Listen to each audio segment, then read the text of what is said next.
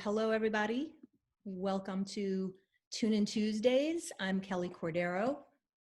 And I'm Erica Flores, and we have a wonderful guest with us today. But before we get started, we wanted to share the following with you.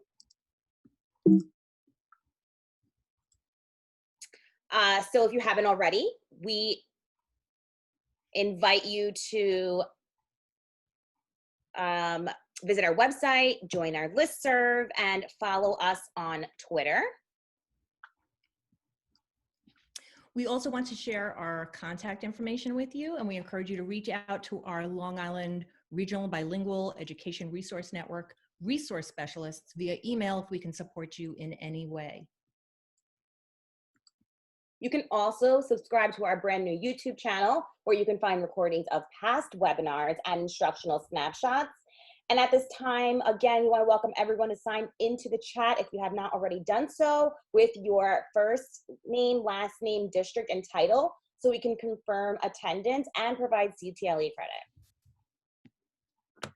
So this week we are focusing on issues of equity for ELLs, and particularly those that have come to the forefront during this time of distance learning. On Friday of this week, we will have Dr. Andrea Honigsfeld with us talking about lessons learned, challenges addressed, and next steps planned in her presentation titled Looking at and Reflecting on the Past, Present, and Future of Education for ELLs Under COVID Conditions. So please be sure to register for our follow-up Friday, which will take place at 12 o'clock this Friday. But we're starting the conversation today with our very special guest, Sarah Ottow. Sarah is a change agent with over 20 years of experience in teaching, training, and coaching. As a professional development specialist, her work focuses on improving cultural understanding, communication, and collaboration. She enjoys working in public and private schools, nonprofit organizations, and corporations across the U.S. and internationally, teaching learners from pre-K to adults. Sarah has a master's in curriculum and instruction with a focus on social justice in urban education and certifications in general education, English as a second language, bilingual education, Spanish, reading, and coaching and mentoring. Sarah also founded Confianza in 2015, which you may be familiar with. We want to make sure that you follow Sarah on Twitter, follow Confianza on Twitter. Sarah is also the author of The Language Lens for Content Classrooms, a guide for K-12 educators of English and academic language learners. So Sarah is joining us today to discuss the topic of supporting equity for English learners during the coronavirus pandemic. If you have any comments or questions for Sarah throughout the presentation, you may enter them in the chat and we will address them as time permits. So without further ado, Sarah, we are going to turn the presentation over to you now, and I will stop sharing my screen. Okay, great. Good afternoon, everyone. Welcome to our time together. I'm just thrilled to be here and want to say thank you to Kelly for inviting me, to Erica and the whole team at the group here to provide this space. I've been learning about your sessions that you've been starting since March, and I think it's really exciting that you're coming together and supporting each other during this time. I'm really privileged to be part of your community today, and I'd just like to give a warm welcome to everyone joining us either now or listening in the archive. It's hard to summarize, the space that we're in, and I don't have to tell you all the challenges that we're facing in schools. Before I dive in, I wanted to add something to my bio that I've been teaching online myself since the beginning of March, helping out with a group of friends and family students, trying to fill the gap, as a certified teacher when schools were figuring out how to respond. And it was a multilingual group, absolutely, and very diverse. Even though it was a small group of multi-age first and second graders, I love teaching. I spent most of my life teaching, and I still continue to teach every day with teachers and leaders. But teaching students during this time is, as we know, more challenging than ever. So I come to you humbly, and I hope to share some of the things that I've learned in working with teachers and leaders in my own practice. And then we'll be spending time making sure that you get time to learn from each other, because it's really about the shared expertise that you bring. I'm bringing some expertise, but each of you are bringing expertise from your own practice. So we're going to spend time going through these 3 C's of supporting ELLs, and then making time within each to build on our successes and hopefully get some ideas from each other and some takeaways. So thanks for participating in the chat already. I was excited to see we've got teachers' assistants, teachers, leaders from all over Rhode Island, by the way, or from all over Long Island. By the way, I'm in the other island near you. I'm in Rhode Island, which of course is not an island, but it is the smallest state with the longest name. If you don't know, it's called the state of Rhode Island and Providence Plantations. So I'm not too far away from you right now. I'm just up the Atlantic. And I saw that we have folks from all over the island, which is exciting to see. And again, all the different positions that you have. I'm just looking over here on my other monitor to see the chat. So I'd like for you to add in the chat, as you can see here, from a 1 to a 5, what's your social emotional check-in? And be honest. If you care to participate. If you don't care to participate, you have the right to pass.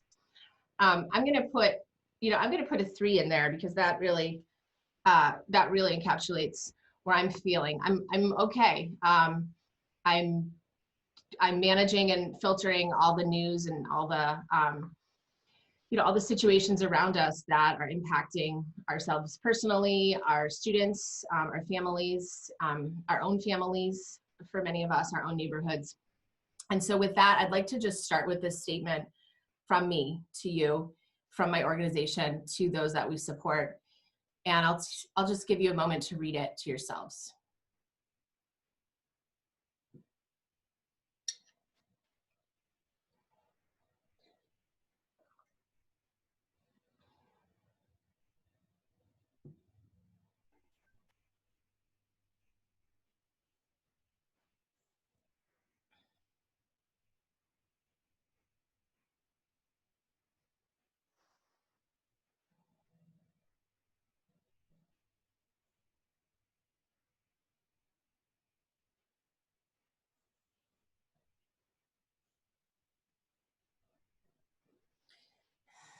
So thanks again for contributing your chat along the way. I love seeing what your thoughts are and how you're feeling. As we're going to talk today, the focus is supporting students, and I can't help but think about supporting each other. So it's very parallel, right? What we do with students and what we do with each other as educators. We need to be making time and space to process what's going on, both with the coronavirus and also with this age of unrest. That's directly related to our nation's history, and that's directly related to the students that we serve. So I offer you this statement just to ground ourselves today, and knowing that it is Blackout Tuesday. I hope that we can think about some of these anti-bias mindsets and practices as we share together today what we're actually doing. And I can't wait to hear what you're doing to support your students right now in this unforeseen time. So as Kelly said, I am an author, I'm a consultant, I'm a teacher, a mentor, coach, and a lifelong learner myself. If you're interested in going deeper, the book is The Language Lens for Content Classrooms. It's great for ELL teachers, but it's really geared for conversations between ELL teachers and content teachers, because we know that it can't just be the role of the L specialist to support English learners. It's got to be the whole school, and it's got to be that asset-based, anti-bias mindset for all kids at all times throughout the entire day and throughout the entire career. So hopefully, that you're a change agent because you're showing up remotely and or face-to-face, as we were teaching before. You're showing up to help students every day and to hopefully balance out the power relationships between English and between their home languages, and also between the dominant culture and between the cultures, the rich cultures that our students and families bring to our schools.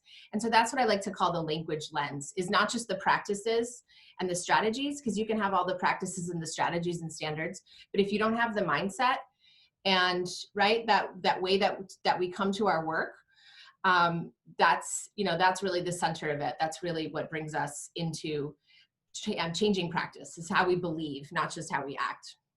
And so with that, I'd just like to share just another little thing to frame our work before we dive in, which is, as I write about and as I talk about and my team talks about at Confianza, is we're all language learners. So whether we're an English language learner or we're learning the academic language of school or the academic language of teaching or the academic language of central office or any sociocultural context, we're all language learners. So I like to say, you know, multilingual learner is what we all are, in different ways. And we all come, you know, with our own superpowers. This is from a classroom where I support in the Boston area. It really is a superpower, right? To bring that other language besides English. And so keeping that in mind is important. And again, this is no surprise to this group. So again, it's great to be here, but I just wanted to offer you that frame, as well as this idea that I'd like to bring into my coaching from Stephen Covey, who wrote the book called The Habits of Highly Effective People. And it's not really written for teachers, but it's great for us because it helps us think about what's within our sphere of influence. I don't know about you, but every day I wake up, especially now, and I think, what can I do to help students more? What can I do to help leaders and teachers more? And sometimes I get reactive. Sometimes I get caught in this sphere of concern. All the things that I'm concerned about, oh, I can't change the fact that more communities of color are getting hit with the coronavirus. I can't change the fact that there's threats of violence on people that I love. I can't change that. I can't change the policies. I can't change the fact that we're teaching from home right now. All these things, and it gets overwhelming. But this framework helps us center ourselves and say, you know what? There's always something that we can influence. Instead of being reactive, we can find what's something that's in our sphere of influence. Those things that I just named are not within my sphere of influence. But with what is within my sphere of influence is connecting with like-minded people like yourselves, and connecting with networks and connecting with teachers and leaders every day who I have relationships with, to say, you know what can we do to make remote teaching a little better right now? What can we do to help family engagement a little bit right now? And that's our sphere of influence. And so the more we focus on that versus what we can't control, the more we stay in that space, the bigger it grows. And that's really proven. You know, that's really having that positive mindset. And not at the expense of not being concerned about the issues, because we absolutely need to be concerned about the issues. But as educators, as I said before, you know, we're change agents, and we make that decision every day. Where are we going to focus our energy? In our sphere of influence or in our sphere of concern? So today we're really focusing on our sphere of influence. And it's really great to see your thoughts in the chat. So I really appreciate that. And I'll be taking a look at that. Yeah, there's so much that we just can't influence right now, but as educators, we actually are very powerful. We're very powerful. And I'm hopeful that at this moment in our history, we will take the opportunity to redesign the way that we teach and what we teach. That's another topic for another day. But with that, I'd like to just move into today's topic, which of course is related to what's within our sphere of influence. What can we do? So these are the 3 C's that I put together based on what I'm learning from teachers and leaders that I support and my own teaching that I mentioned before. And as you can see, it's pretty basic. It's comforting, communicating, and connecting. And what I'm going to do is I'm going to go through each of these and give you some tips and ideas, but again, make it about you and your practice so that after each one you can reflect and share in our fabulous chat what is successful for you right now in each of these areas. Because today we're focusing on our sphere of influence. Today we're focusing on what's going well and what we can learn from each other. And I can't wait to dive into that. So are you ready? All right, awesome.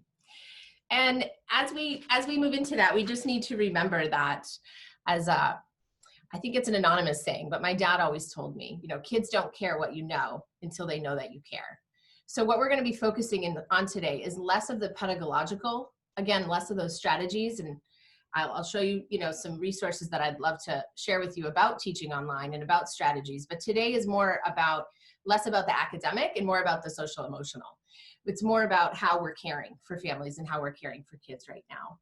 So with that, let's dive in here. I'm going to give you a moment to read some of these little chat bubbles here and wondering if any of these resonate with you.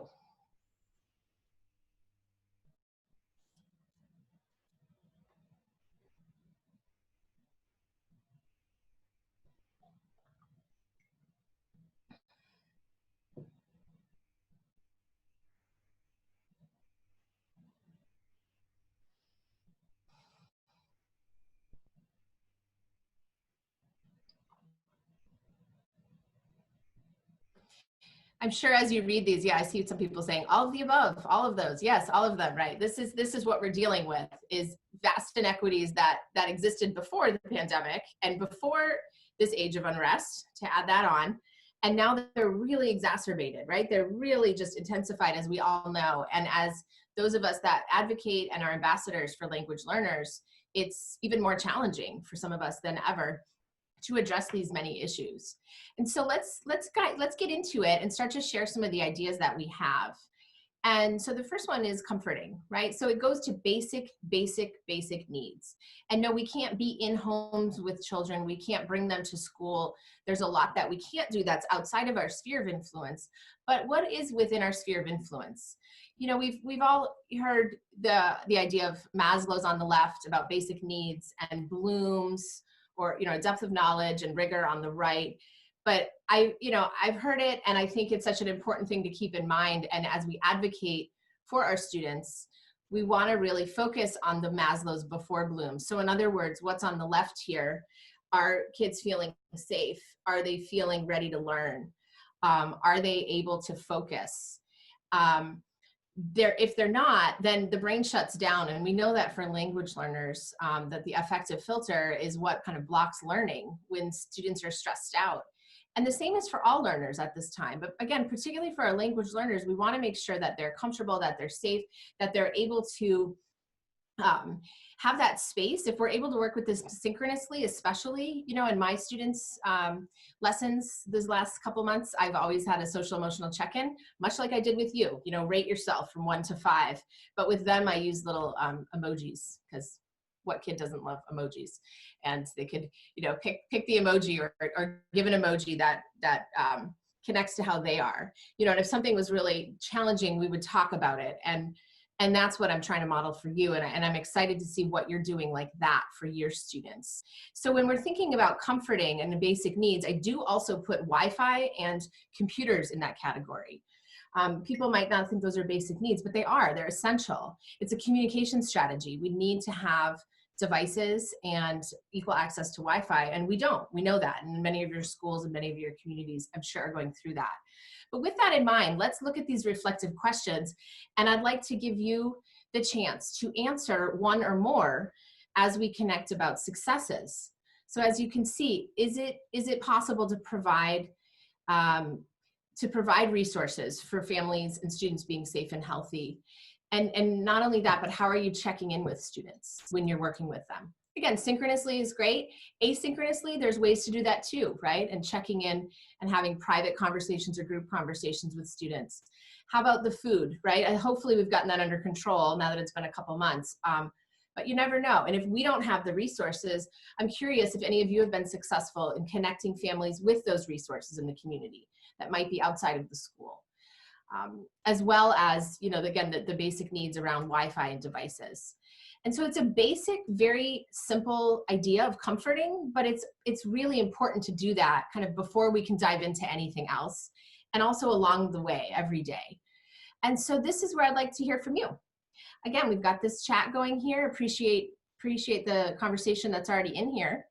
And right now I'd like to give you a moment just to focus on the comforting aspect. What has been successful for you right now, given what I just shared about some of those basic needs and social emotional work? How are you comforting students at this moment? Really excited to see what your ideas are and what your successes are. So I'll give you a couple minutes to do that, and definitely take a look at what people are writing so we can share ideas with each other.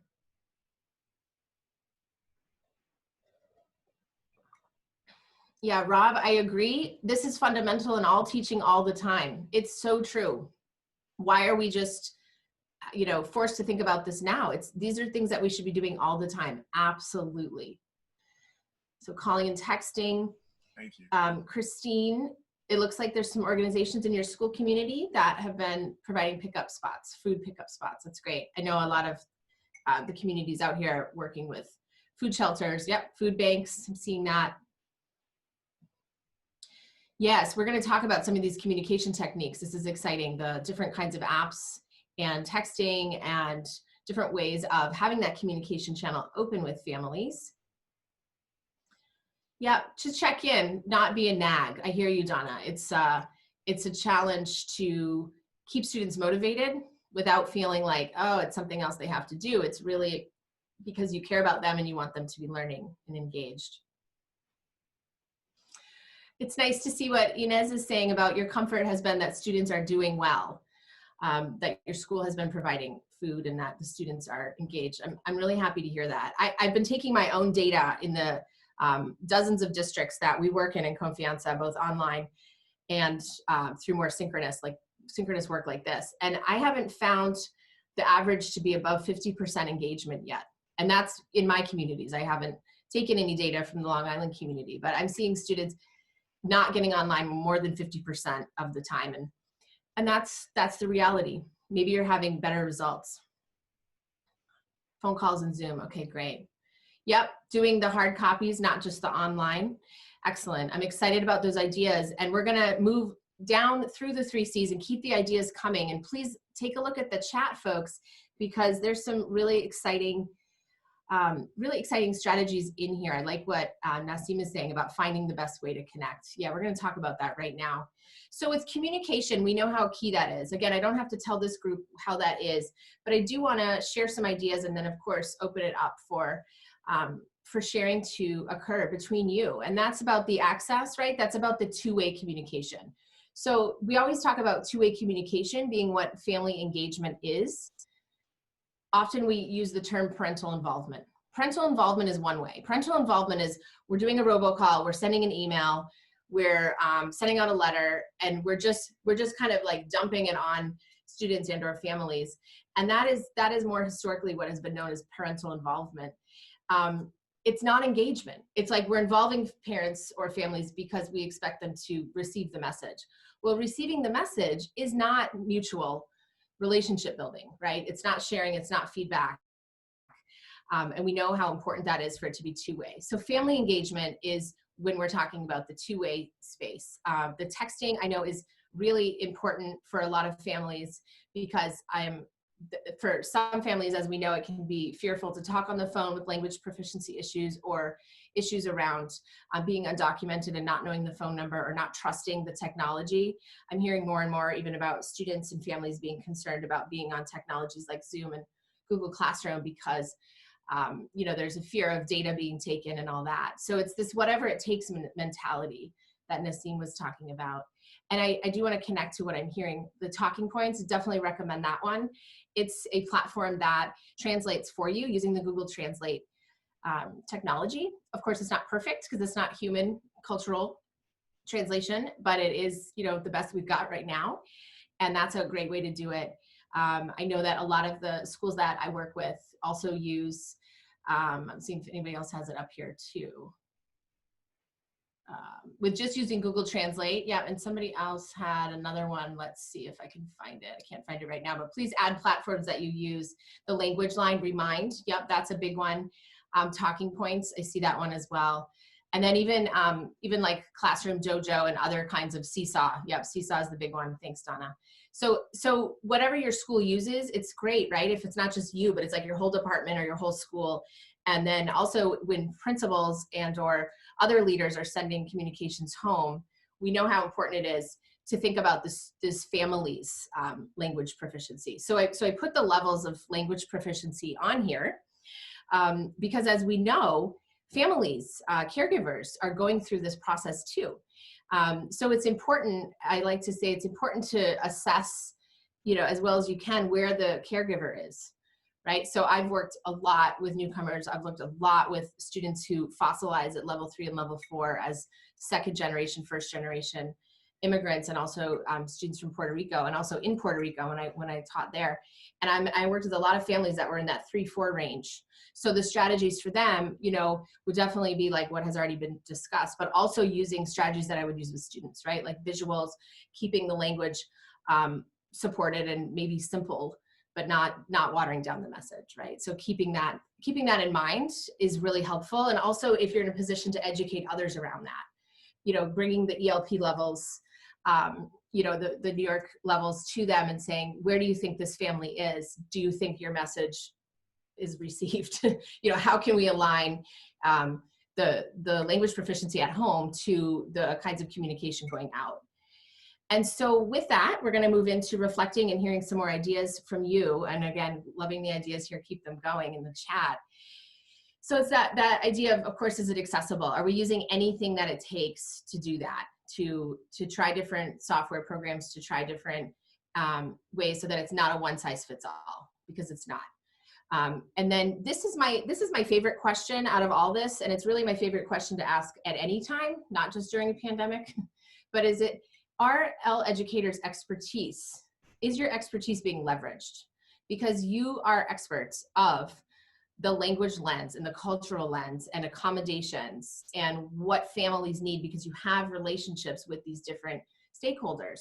So that's a big piece of it, is at this time, now more than ever, how are you being brought in to not just, I'm not saying being overburdened, but to help build others' capacity, so that again, it's not just you communicating with all the families, but you're building other people's capacity to communicate with families and students. And that even goes into some of the instruction. So you can see it says, are we balancing all domains? And again, I've got a blog series about that. It's another topic, online teaching. But that idea of, if the classroom teacher, if the content teacher is just sending home asynchronous Google Classroom reading and listening, how are the kids going to get to practice it if they're not speaking, right? How are the kids going to get to practice their English if they're not having the opportunity to write? And what are those scaffolds? And you all know that. So how are you, again, I'm sure pre-pandemic collaborating with teachers, but how are you continuing to do that now? And even thinking about the fall, a lot of the schools that I work with out here in New England, we're already looking at those contingency plans for the fall. And we're thinking, okay, how do we do more of a collaborative model if we don't already have that? So that the planning can be really, really tight between L specialists and content specialists. So we're not missing the boat, and we're not doing remedial, cleaning up later. And then perhaps putting the blame on students when it's really on us to make those changes. And then finally, again, this goes to the leadership. So that might not be your role, that might be out of your sphere of influence, but how can we even change policies and practices? I'm seeing some districts change grading practices right now to be more participation-based, or different levels, to help make sure that it's accessible and equitable. Okay, so let's open it up here to hearing what's connecting to you and what successes you have. I see a couple ideas out here already. Is Carl's talking about using the counselor and social worker. Absolutely, that's ideal, right? To have a team approach, and I appreciate that, sharing that. Some of us don't have that ability. We don't always have a smaller department, or we don't have maybe as more of a culturally responsive, linguistically responsive team. But maybe that's something to think about next year. How can the social worker help ensure engagement, ensure communication? Yeah, Alba, thanks for that comment about translating. It's true. It's not just about translating the words. It's about translating the terminology. It's so true. And we know that academic language is not just about words and phrases, but sentence level and discourse. And there's a lot of nuances. It's not enough just to translate the word. It's about what's the gist. So that's a really important piece. Oh, I like what somebody's saying here about weekly students send audio of themselves reading their work. Yeah, and I see other people are using Flipgrid. It's great if you don't have the ability to use Flipgrid. That's another option, is just have kids create the videos of themselves. And Kahoot, yep, other online tools like that. I love the interaction. I wanted to share what I heard just yesterday from a group I was working with, where they were saying that they've started to invite the families to pop in during their Zoom. Well, actually they're using Google Meet, but at any rate, they're inviting the families to say hi, like, love to see your mom if she's around, and make that an easy space for families. Well, they might already be in the background, because the kid might be, in a kitchen that's also the living room, that's also, I see some heads nodding here. Yeah, I mean, you might already have that happening, but if you don't, it might be something to consider, is how can we make this space like this right now, a sharing community where we're working together, and the focus, while it is on academics, it's really about the relationships. Yeah, moms are always nearby. That sounds great. I know, it's true. Oh, that's great, Debbie. The parents participate in the Google Meets. Yeah, I always, when I was teaching, my teaching sessions are winding down right now, but when I was teaching my kiddos, I was always like, wait, don't leave. Like they'd log the kids on and I'm like, don't leave, come back. I want to tell you what we're doing. And sending emails is not the same, you know, as having a conversation like this. So that is super important, and thanks for those ideas. All right, the last piece is going into the relationships and really thinking about the gifts that our students bring, all the different kinds of gifts that they bring, and how can we, again, always, but especially now, bring those relationships into the learning, both with students and with families, and I would say with each other. And so with that, I do want to share with you that the word confianza is a word that means something really special to me as a bilingual educator.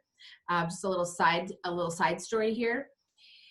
If you are a Latin-based speaker, if you speak Spanish or Portuguese or French in the group, you might know what this word means already. It doesn't just mean confidence, like it looks like if you look at the root word confianza, it might mean confidence, but really it's more than that, because who was saying that? Alba was saying that before, like some words don't translate because they're cultural concepts. They're tied to that culture. And when I was choosing to leave the mainland United States and become a voluntary language learner and teach and live in Puerto Rico for several years in my teaching career, I came across the word confianza and I loved it. I thought, oh, this is a word that we don't have in English. We don't have a word that means both trust, respect, and confidence all in one. It's a beautiful word. It's a beautiful concept. And it's part of the research around what works with culturally and linguistically diverse families. En español se dice, te tienen que hacer confianza. You have to have confianza. You have to have respect. If our kids don't respect us, if our teachers, if our families don't respect us, and we don't respect them, again, we're not going to get anywhere. So I just wanted to share the little backstory of the Confianza concept and why that's the name of the organization, because it is all about relationships, as we know. So let's go into this one, and then we'll make time, of course, to share as well. Can't wait to see things that you're doing here. So with that, you can see we're going to talk about this idea of the equity-based mindset. You may have come across this research already. The Confianza concept that I just quoted comes out of this research. It's called funds of knowledge. It's way back in the 90s.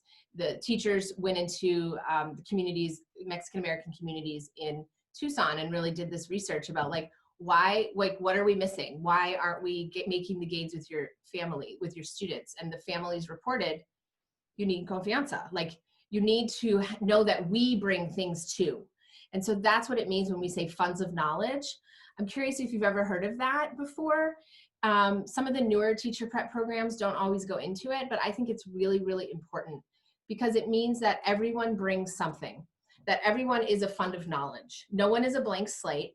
No one comes with nothing, and everyone has competencies, right, and can contribute. So it's that idea of looking at what they can do, and as we know, not being deficit-based about it. And as I keep talking about today, it's that reciprocal power relationship.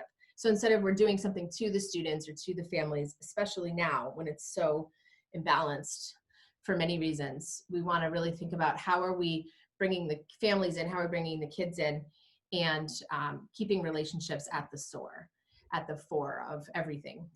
So finally, with that, I think we know, and I've heard from all of you in different ways today, that identity and social emotional learning is not a separate thing. It should just be integrated, right? So when I've been teaching, yes, student-led, thanks, Rob. Right, and Charlotte Danielson's work, absolutely. When I've been teaching for my many years and just teaching this spring, I tried to create the units around the students. What do you want to learn about?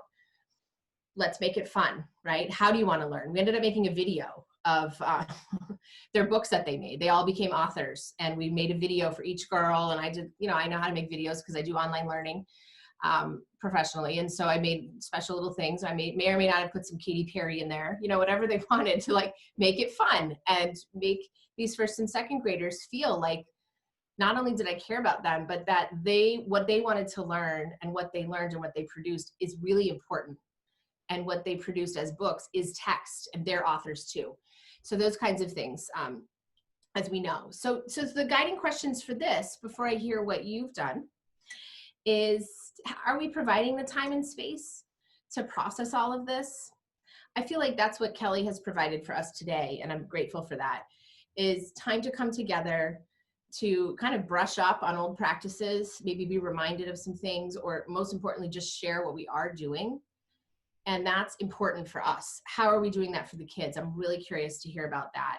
How are we, it goes beyond comforting, right? It goes to like, how are we bringing their learning and their experiences into the classroom? So that's where we go into hearing about their experiences, right? So if kids are really obsessed with, say, the garden across the street during this time, like that's what happened with my kids, some of my students, there's, living near public gardens or their own yard, then we learned about gardens, like I know that's something that we could create lessons around, and I could bring in the academic standards, and it wasn't about my agenda, right, but it's about theirs, where you may not have that flexibility. I realize there's a lot of restrictions. And then finally, how are we capitalizing on the funds of knowledge so that we can balance and be more authentic in our learning? And I'm sure there's been some ways that you've brought families in. So this is a great time to hear about that. And again, thanks, Rob, for that focus on relationships. Yeah, I agree. I feel like SEL has been this thing, social emotional learning has been this like thing that is like, how do we do it in schools? And now it's like, we have to do it. We always knew that we had to do it. And now we're given some time to process that and to, of course, do it. So I'm really excited to hear how you're doing that. How are you bringing those relationships and what the kids want to learn, and maybe what the family's funds of knowledge are? Are you able to do that in this really tricky time of teaching? And if so, what are you doing? This is the moment I'd like to hear a success about connecting effectively between home and school and into the curriculum. So I'll give you a couple of minutes to, I know, Rob, it is what we did 20 years ago. I'm right there with you. And we need to do it all the time. Absolutely. So please take a moment and add what you're doing to the chat. Anything maybe that you haven't said, again, particularly around bringing in the relationships and the students' interests into the curriculum.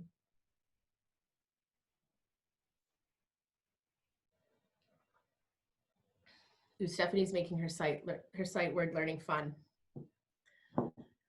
Yeah, it's important. I hear you. With my first and second graders, if I just call something a game, it automatically goes up in interest. So that's a tip. Does that work for every age? I've taught every age, no, right? But we need to find ways to make it fun. And then I agree what Olbe says about creating the relationship before COVID was huge. Yeah, it's right. It's like if we had those relationships and those systems set up before with our students and our families, it wasn't as drastic. But yes, as Ka Yin is saying, I agree that we have more connection. It's like we might have had that, and now we're like really that lifeline, right? We're really spending time and getting through together. Cool, you're doing SEL-based Google Meets, Peggy. That's exciting. And into seeing the connections, that's a nice idea. Have the kids share what they want and then go back and map it to the curriculum and try to bring it in. Very cool, the autobiographies, Colleen. Yeah, that's like the books that I made with my students. They were about me books, journal writing, amazing. Yep, bringing in lots of videos and definitely bringing the parents in, Alba. Thanks for sharing that.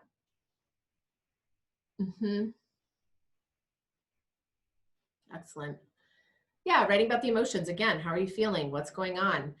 Everybody needs self-regulation skills, right? And that's what social emotional learning is.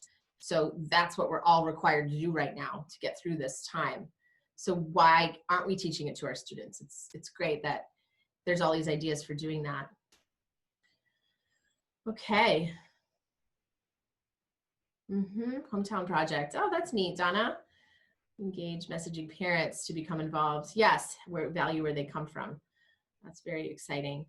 Excellent. So surveys. Yeah, I can't say enough about surveys and different ways to just let kids open up about what they want to learn. I learned that one of my students, Olivia, I never knew this, but she loves archaeology. I had no idea. She's 7, but she loves and knows a lot about ancient peoples. So guess what? We did a whole mini unit on ancient peoples. I had no idea that this child at this age would know something so sophisticated. You know, you just never know. I thought I knew her, but I didn't.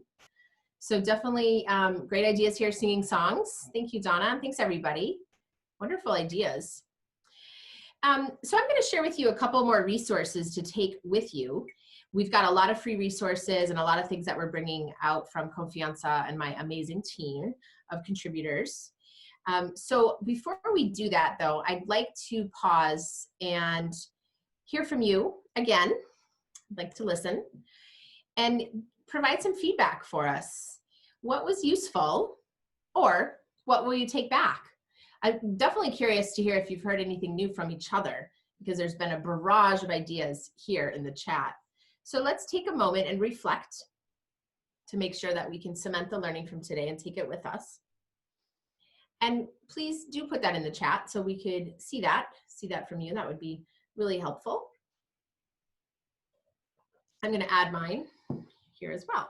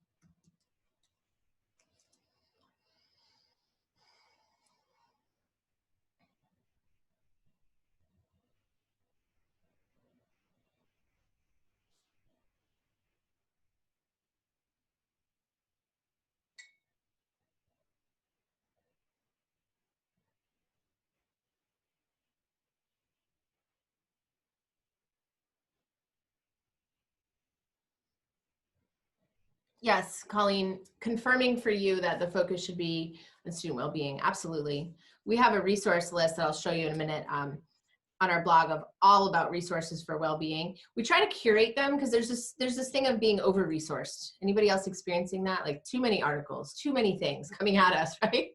Yeah, me too. I mean, the struggle is real. So we try to be a partner and say, hey, we've looked at things, here's what we think is good this week. So it's a constant process, but yeah, knowing that we all need to feel loved and cared for.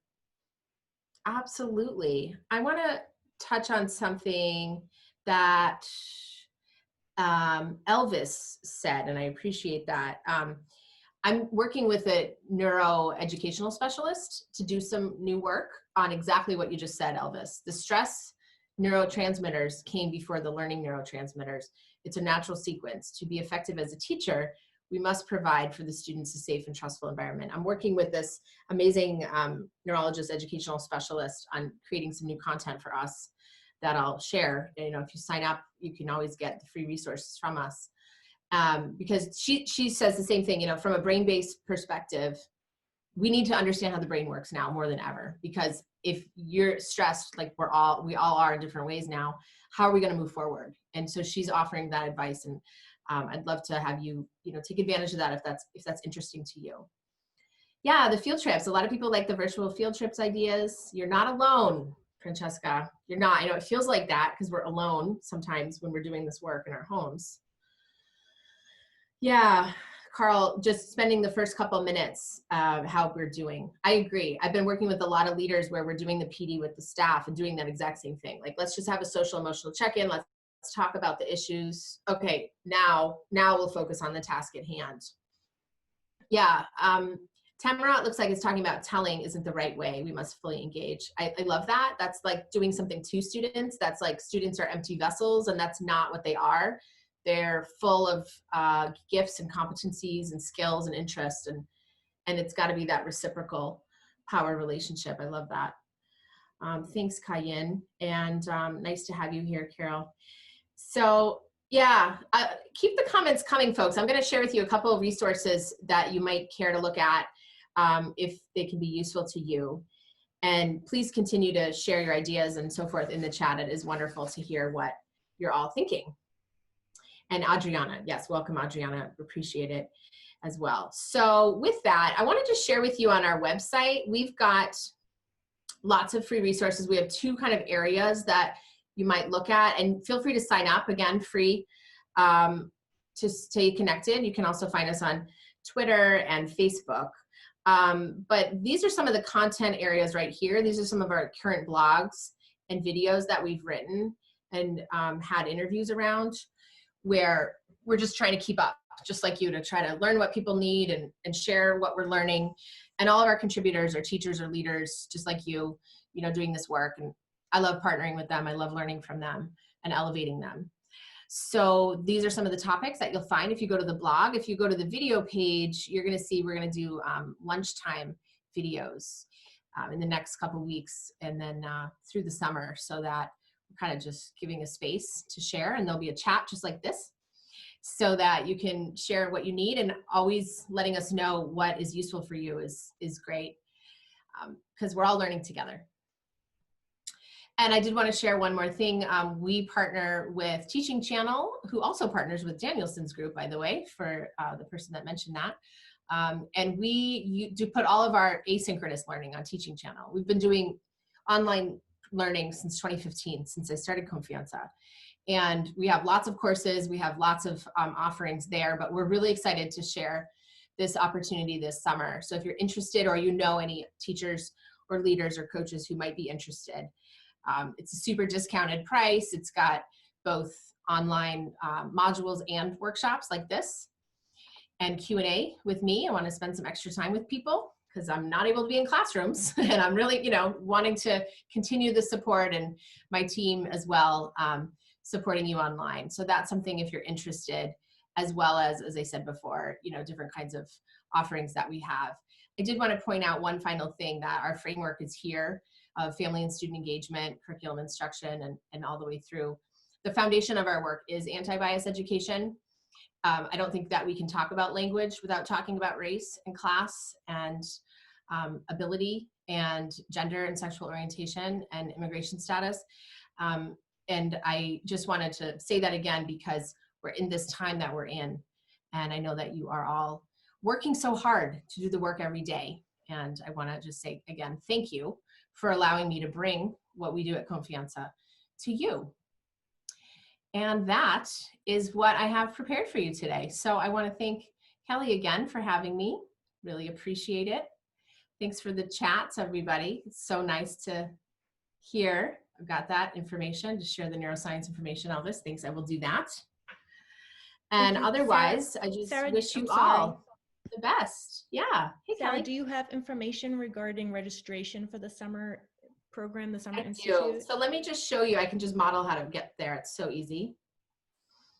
So what you want to do, I'll just share my screen one more time. Hello. I'll just go here and share it with you. Just go to ELL Students. And we did put it right here on the homepage right now. So it's right here. So you can learn more. That's there for you. It's right on the homepage, ellstudents.com.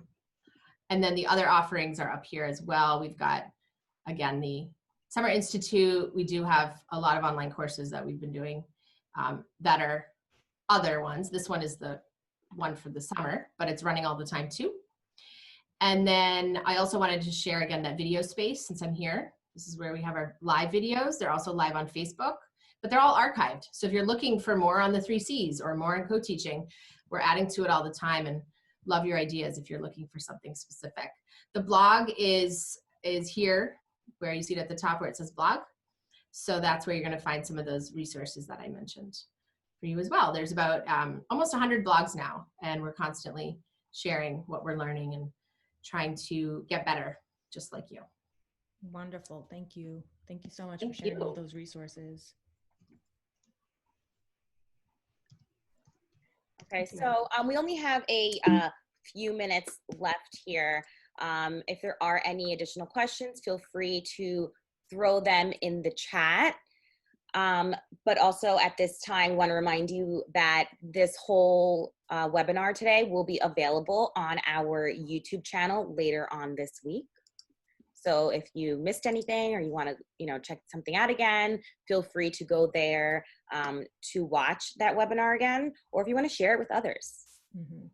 And Sarah, I mean, first of all, I want to thank you so much for joining us today. This really was a wonderful discussion and a great opportunity to focus on, as you said, the successes that we've been experiencing during this time of remote learning. I will share with you the chat, and I will also share the link to our recorded session with you so that you have that for yourself too. And I mean, aside from our tremendous gratitude for you being here with us today, everything that you shared, I think really resonated with all of us. So thank you so very much for that. We also just want to remind you again, before we leave you, to register to join us later this week for Follow-Up Friday on June 5th at 12 p.m. I just threw the link in the chat for you. Great. For those of you who want to go directly there, it is there for you now.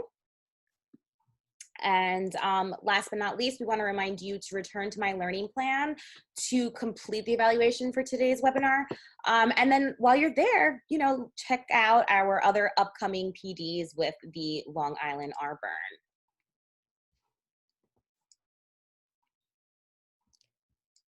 So that is all we have for you today. Thank you, Sarah, again. Thank you so much. Thank you for everyone else who participated today. There's a lot of activity going on that you inspired in the chat, Sarah. So thank you so much for cultivating this great discussion. Thanks again for having me, and thanks for all the inspiration from everyone here. Really appreciate it.